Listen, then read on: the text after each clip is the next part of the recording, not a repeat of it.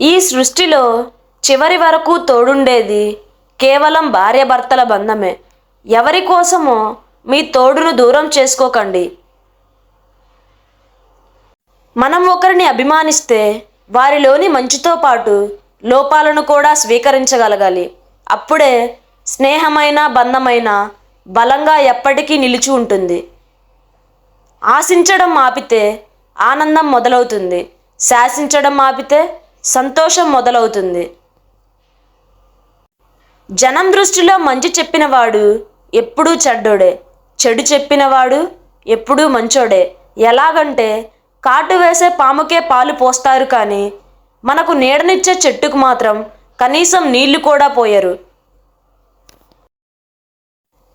ఏమీ లేనట్టు అన్నీ పోయినట్టు ఎప్పుడూ ఉండకు. ఏమీ లేకున్నా అన్నీ ఉన్నట్టే ఉండడం మొదలుపెట్టు. అప్పుడే అన్నీ రావడం మొదలు పెడతాయి. గుడిలో, చర్చిలో, మసీదులో హుండీలు నింపేవారిని భక్తులు అంటారు. కాలే కడుపు నింపేవారిని దేవుడు అంటారు.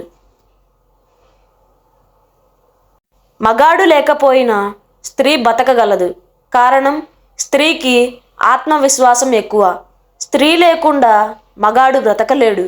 కారణం, మగాడికి ఆత్మవిశ్వాసమే స్త్రీ గనుక.